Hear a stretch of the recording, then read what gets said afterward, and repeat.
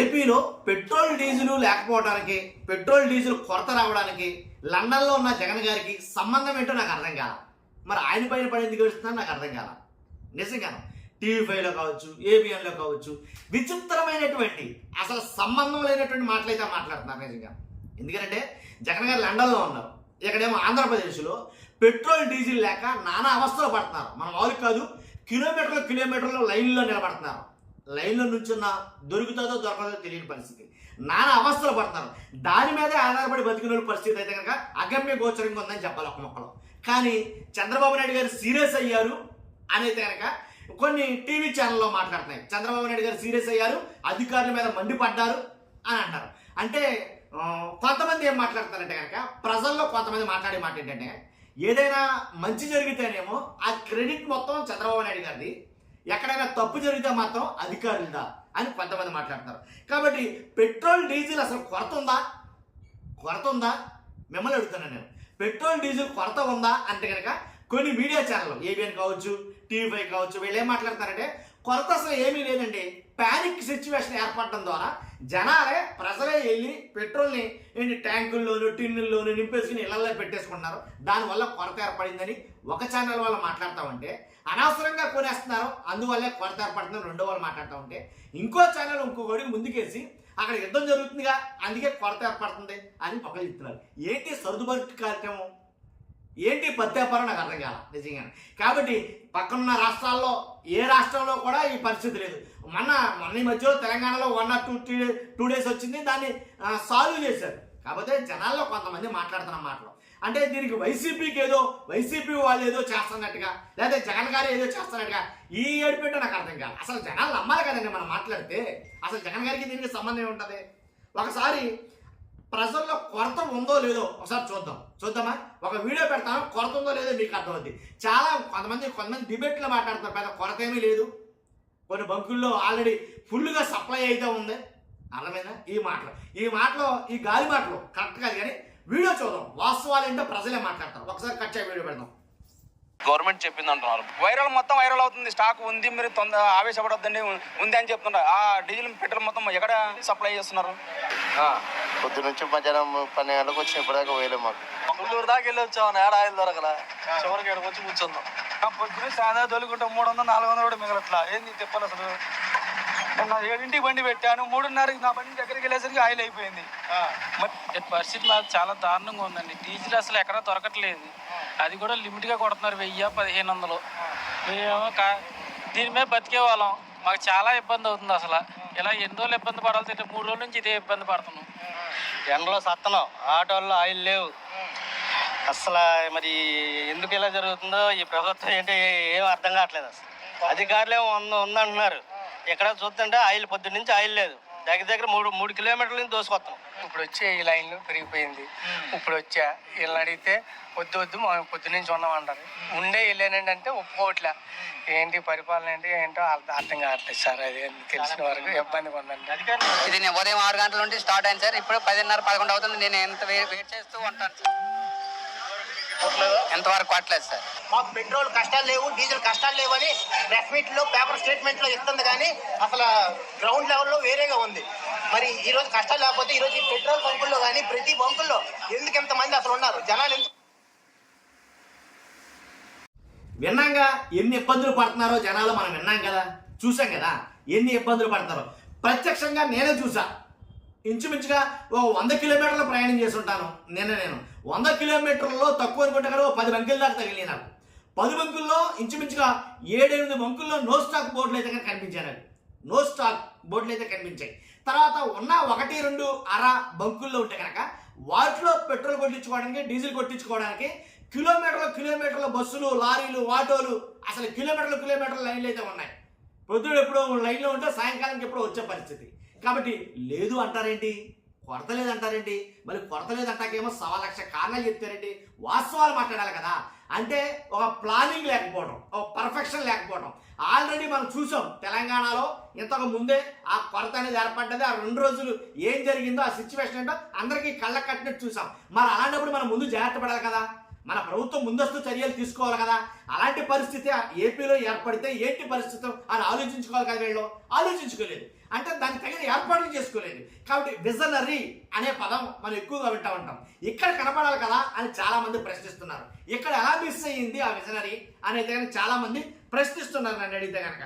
అంతేకాదు ఒక అడుగు ముందుకేసి వీళ్ళేం మాట్లాడతారు విందాం ఒకసారి. సప్లై చేస్తే లేకపోతే నిలిపేస్తాయి. కానీ ప్రభుత్వ రంగం ఈరోజు ఇంకా సిచ్యుయేషన్ మరింత వరస్ట్ అవుతుంది అని, ఇంకా కొన్ని ఎక్కువ బంకులు మూతపడతాయి అని. సాల్వ్ అయితే మంచిదే, కానీ దీనికి సమస్య పరిష్కారం ఏంటి? సప్లై సీమ్లెస్ గా జరగాలి. ఏబిఎన్ ఛానల్ మీరు అర్జెంట్ గా పాలసీ పెట్టడం ఏంటని సీరియస్ అయ్యారు ఈ ఆయిల్ కంపెనీ గారు. చంద్రబాబు నాయుడు గారు ఆయిల్ కంపెనీ మీద సీరియస్ అయ్యారంట. చాలా మందికి తెలియని విషయం. సీరియస్ అయ్యారు, సీరియస్ అవుతారు. ఏదన్నా ఇబ్బందులు వచ్చినప్పుడు అధికారుల మీద ఇతరత్రాల మీద చాలా సీరియస్ అవుతారు చంద్రబాబు నాయుడు గారు. కానీ సీరియస్ అయినంత మాత్రాన ప్రాబ్లం సాల్వ్ అవుతుందా? వాళ్ళేమో లేదు సార్, అది సార్, ఇది సార్ అనేది చెప్తున్నారు. అంటే ప్రభుత్వ రంగానికి సంబంధించిన ఈ హెచ్పిసిఎల్, ఐఓసిఎల్, బిపిసిఎల్ ఈ కంపెనీలకు సంబంధించిన ప్రైవేట్ ఆపరేటర్ ఇవి నిలిపేస్తాయి. ఎందుకుండా వాళ్ళు సప్లై చేస్తూ ఉంటారు. దీన్ని పరిష్కరించలేరా అని మొత్తం ఫెయిల్ అయిపోయింది. ఎక్కడా లేని సమస్య ఇక్కడ ఎందుకు వచ్చింది? నేను 40 ఏళ్ళ ఇండస్ట్రీ, 45 ఏళ్ళ ఇండస్ట్రీ అన్న ఆయన దీన్ని పరిష్కరించలేరా జగన్ గారి మీద అని ఇంకా ఈ ఆయిల్ కంపెనీలతో కొమ్మక్కై ఇంకా దీనికి అగ్ని కాల్చం పోవడానికి వైసీపీ రెడీగా ఉంటుంది. నిన్న వాళ్ళంతా ప్రెస్ మీట్లు, ఇవాళ వాళ్ళ మీడియాలో రాతలు అన్నీ. ఎవడన్నా సమస్య ఉంటే దానికి పరిష్కారం దిశగా ఆలోచించడానికి చేస్తారు కృషి. లేదు ఎక్కడైనా పొరపాటు ఉంటే ఇదిగో ఇలా చేయొచ్చేమో సలహా ఇస్తారు. కానీ ఆ పంతా ఎప్పుడు లేని వైసీపీ ఇంకా ఇక్కడ దీన్ని ఎలాగా రెచ్చగొట్టాలి జనాలు అనేది ప్రయత్నమే చేస్తుంది. సో దీనికి సొల్యూషన్ ఏంటి? ఆయిల్ కంపెనీలు సప్లై పెంచడం. మన అదే ఛానల్ వాళ్ళకి తెలియంది ఏంటంటే జగన్ గారు ఏదో చేశారు అని అడగడం కాదు, కానీ ముందు మనం చేసిన తప్పేంటో తెలుసుకోవాలి. నన్ను అడిగితే కనుక ఈ పరిస్థితి ఎదురవుతుంది అని అనేటప్పుడు ముందే దాని తగ్గ కార్యాచరణ ప్రీ ప్లాన్గా చేయాలి. నన్ను అడిగితే కనుక ఎలాంటి ప్యానిక్ సంక్షోభం, ఎలాంటి సంక్షోభం ఎదురైనప్పుడు ఎలాంటి ప్యానిక్ అనే మాట మనం గతంలో విన్నాం జగన్ గారి హయాంలో. దేని గురించి?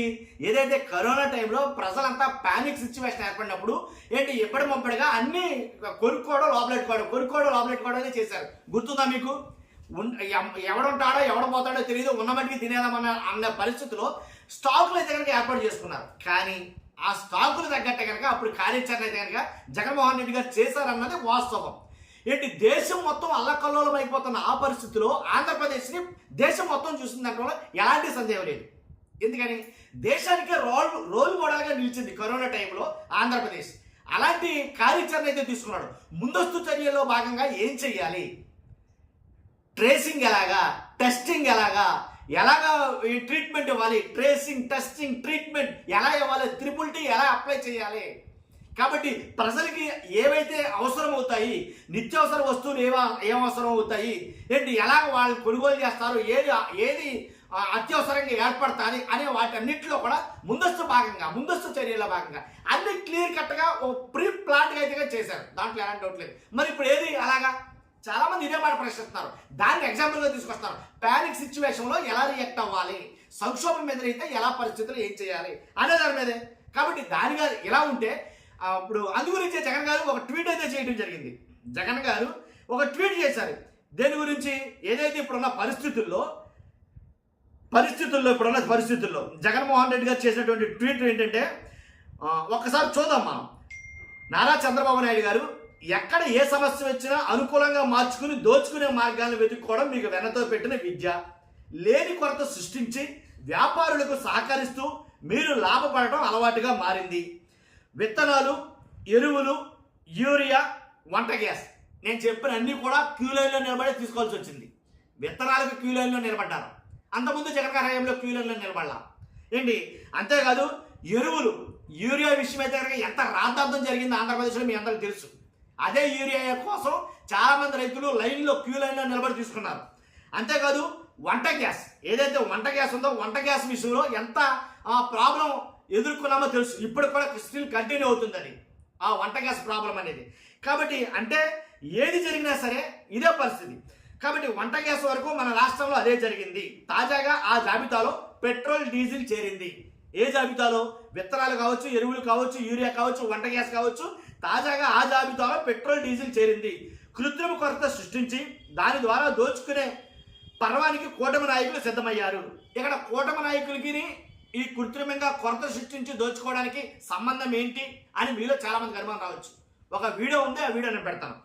కూటమి నాయకులు సిద్ధమయ్యారు. నిజానికి పొరుగున ఉన్న తమిళనాడు, కర్ణాటక, తెలంగాణలో ఎక్కడ పెట్రోల్ డీజిల్ కొరత లేదు, సరఫరాలో సంక్షోభం లేదు. కానీ ఇక్కడ డీలర్లు కూటమి నాయకులు కుమ్మక్కవడంతో పెట్రోల్ డీజిల్ కొరత ఏర్పడింది. 5 రాష్ట్రాల ఎన్నికలు పూర్తి కాగానే ధరలు పెంచుతారని భావిస్తున్న డీలర్లు పెట్రోల్ డీజిల్ బ్లాక్ చేస్తున్నారు. వారితో కూటమి నాయకులు జతకట్టారు. అంతా కలిసి దోపిడీకి సిద్ధమయ్యారు. అయినా నిజం ఒప్పుకోకుండా సరఫరా మరింత తగ్గుతుందన్న భయంతో వాహనదారులు పెద్ద ఎత్తున పెట్రోల్ డీజిల్ కొనుగోలు చేస్తున్నందువల్ల డిమాండ్ పెరిగి కొరత ఏర్పడిందని కుంటి సాగులు చెబుతున్నారు. వాస్తవానికి క్యూ లైన్లో నించున్నవాడు ఎవడో కూడానో, లీటర్ల టిన్నులు దాచుకునేవాడు ఎవడో లేడు. కాబట్టి అదొకసారి గమనించాలా. మరి ఈ న్యూస్ ఛానల్ వాళ్ళు కూడా ఎలా చెప్తున్నా నాకు అర్థం కావట్లా. లైన్లో నించున్నాడు అంటే వాడికి అవసరమయ్యే నించున్నాడు. పట్టికలు దాచుకోవడానికి ఏం వేరే ఇతరత్ర వస్తువులు కాదు కదండి, పప్పు ఉప్పు కాదు కదండి. తర్వాత వాస్తవం ఏంటనేది మీకు కూడా తెలుసు. అందుకే పెట్రోల్ డీజిల్ సంక్షోభంపై సమగ్రమైన రివ్యూ కూడా చేయకుండా కేవలం లీకులతో సరిపెడుతున్నారు. రాష్ట్రంలో పెట్రోల్ డీజిల్ ఉద్దేశపూర్వక కొరత వల్ల అన్ని వర్గాల వారు తీవ్ర ఇబ్బందులు పడుతున్నారు. దీంతో పరిస్థితులు దారుణంగా మారుతున్నాయి. ఈ కృత్రిమ కొరత రైతులకు కూడా తీవ్ర నష్టాలు గురి చేస్తుంది. ట్రాక్టర్లు, వ్యవసాయ యంత్రాలకు తగిన డీజిల్ అందక కార్యకలాపాలు నిలిచిపోతున్నాయి. మరి ముఖ్యంగా ఆంధ్రప్రదేశ్ ఇప్పుడు కోతలు కోసే సమయం. అవి కూడా వరి మిషన్, ఏదైతే వరి యంత్రాలు ఏవైతే ఉన్నాయో కోత మిషన్లు, ఆ కోత మిషన్లకి చాలా అవసరం ఇప్పుడు. డీజిల్ కావచ్చు, ఇవి కావచ్చు. కానీ వాళ్ళు ట్యాన్లతోనే పట్టుకెళ్తారు. వాళ్ళకి ప్రత్యామ్నాయ మార్గం లేదు. ఎందుకంటే కోత మిషన్లు వెళ్ళి పెట్రోల్ బంక్లో డీజిల్ కొట్టించుకోవు, అర్థమైంది కదా, పెట్రోల్ కొట్టించుకోవు. కానీ కోత మిషన్లోకి క్యాన్లతోనే పట్టుకెళ్తారు. అది అంతే దాని అర్థం. చాలా మిషన్లు కోత కోస్తూ మధ్యలో ఆగిపోయి రైతులు చాలా మట్టుకి ఇబ్బందులు పడుతున్నమాట వాస్తవం, అర్థమైందా. కాబట్టి అంటే రబీ పంటల కోత కాలంలో సంక్షోభం మరింత తీవ్రమైంది. కోత యంత్రాలకు రోజుకు సుమారు 100 నుంచి 160 లీటర్ల డీజిల్ అవసరం ఉండగా సరఫరా లేకపోవడంతో యంత్రాలు పొలాల్లోనే నిలిచిపోతున్నాయి. చేపలు మరియు రొయ్యల పెంపకంలో ఉపయోగించే ఏరియేటర్లు ఏదైతే ఉంటాయో వాటికి కూడా డీజిల్పై ఆధారపడటంతో ఆక్వా రైతులు కూడా ఇబ్బంది పడుతున్నారు. తేడా అయ్యి వాళ్ళకి డీజిల్ దొరకకపోతే మొత్తం ఆక్వా మొత్తం దెబ్బతినే పరిస్థితి ఏర్పడుతుంది. దాంట్లో ఎలాంటి డౌట్ లేదు. కాబట్టి రైతులు ఇబ్బంది పడతారు. ఎప్పటికైనా పరిస్థితులు చక్కదిద్దకపోతే ప్రజలు మీకు తగిన గుణపాఠం చెప్తారు. ఇది జగన్ గారు పెట్టిన ట్వీట్ ఇది, అర్థమైందా. కాబట్టి దీంట్లో ఎందుకు పెట్టారంటే కనుక ఏదైతే అంత ఈ కొన్ని ఛానల్స్ ఏంటి జగన్ గారి వల్లే కొరత ఏర్పడిందని చెప్పడం కూడా వెంకట్టంలా. అసలు దానికి వాళ్ళకి సంబంధం ఏముంది? ఇప్పుడు ప్రజానాయకుడు లేదా ప్రతిపక్ష నాయకుడు ఎవరైనా కానీ ఎప్పుడు వస్తారు? ప్రజలకు ఇబ్బంది కలిగిందంటే ఖచ్చితంగా వాళ్ళు వస్తారు. రేపటి నుంచి నిరసనలు, ఈ రోజు నిరసనలు కూడా తెలియజేయబోతున్నారు. కాబట్టి ఆ సంక్షోభాన్ని ఎలా ఆపాలి, దాన్ని ఎలా చేయాలి? నిజంగా ప్యానిక్ సిచ్యువేషన్ ఏర్పడటం వల్ల ప్రజలు అవసరానికి మించి కొనుగోలు చేస్తున్నారా అని ఆలోచించాలి. కాబట్టి ఏం జరుగుతుందో సార్, అవసరానికి మించి కొనుగోలు చేస్తే ఆవిరైపోయే వస్తువు అని. కానీ నాకు తెలిసి అలాంటి పరిస్థితులు ఒకవేళ ఉంటే కనుక దానికి తగ్గ సరఫరా అయితే కనుక చేయాలి. దాంట్లో ఎలాంటి కావలసినంత సరఫరా ఉందని అడుగుతారు. ఇంకా నయ్యం ఎవరో నాదంట్ల మనోహర్ గారి గురించి ఏబిఎన్ వాళ్ళు ఒక మాట రాశారు. ఏంట్రా మాట అంటే కనుక పెరిగిన సరఫరా అంట, తగ్గిన క్యూ లైన్లు అంట. క్యూ లైన్లో జనాలు ఉండడం లేదు, చాలా మటుకి క్యూ లైన్లో జనాలు తగ్గారు, సరఫరా పెరిగింది అని వీళ్ళు ఒక కథనం వండి వార్చారు. ఏంటి? మంత్రి గారు చెప్పినట్టు సోమవారం మధ్యాహ్నానికి ఇంధన సరఫరాలో మెరుగుదల కనిపించిందని. సోమవారం మధ్యాహ్నానికి ఇంధన సరఫరాలో మెరుగుదల కనిపించిందన్న. అదే సోమవారం ఇంచుమించుగా 10-15 బంకులు చూశాను నేను. 10-15 బంకుల్లో కూడా నో స్టాక్ బోట్లే, 1-2 ఉంటే కనుక కిలోమీటర్ల దూరం క్యూ లైన్. అంటే గ్రౌండ్ లెవెల్లో ఉన్న రియాలిటీ వేరు, అధికారులు చెప్తున్న లెక్కలు వేరు, అధికారులు చెప్తున్న లెక్కలు పట్టుకుని మంత్రులు చెప్తున్న తీరు వేరు. అర్థమైంది మీకు? ఎక్కడ మళ్ళీ ప్రజల్లో లేనిపోయిన అభద్రతా భావం ఏర్పడతాదేమో మన ప్రభుత్వం మీద అని కళ్ళబొల్లి మాటలు చెప్తున్నారేమో అనేది నాకు అనిపించింది. మీ అభిప్రాయం ఏంటో ఒకసారి నేను మీకు ఒక వీడియో పెడతాను. ఏంటి ఆ వీడియో అంటే బ్లాక్ మార్కెట్ దండ అనేది కొనసాగింది, స్టార్ట్ అయిపోయింది బ్లాక్ మార్కెట్. కొన్ని షాపుల్లో లీటర్ 200 అమ్ముతున్నారు. ఒక వీడియో ఉంది, ఆ వీడియో కూడా పెడతా, అది కూడా చూడండి. చూసిన తర్వాత మీ అభిప్రాయాన్ని కామెంట్ రూపంలో తెలియజేయండి. ఫస్ట్ అయితే లైక్ చేయండి. Thank you very much.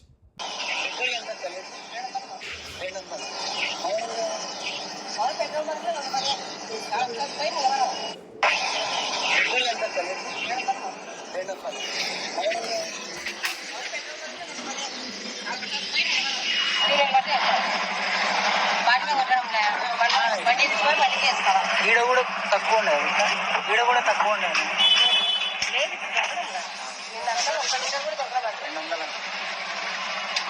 తక్కువలే.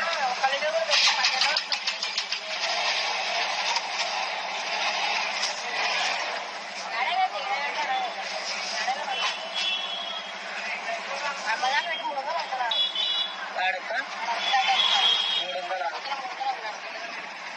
మామూలుగా పెట్రోల్ బంక్ అంటే 20 రూపాయలు ఎక్కువ తీసుకుంటుందిలే మీరు, అంతే కదా? ఇప్పుడు టైటే, ఇప్పుడు టైటే అందుగా. పాత రేట్ అయితే ఇప్పుడు రేట్ ఎక్కువ 200. ముందు క్యాన్లో కొట్టడంలే, బాటిల్లో కొట్టడంలే, బండ్లో కొడుతున్నాడు. బండ్లో నుంచి తీసుకుంటాడు 5 లీటర్లు పంపించుకొని అమ్ముతున్నాడు. నేను అస్సలు లేదు, 1 లీటర్ కూడా ఉండదు.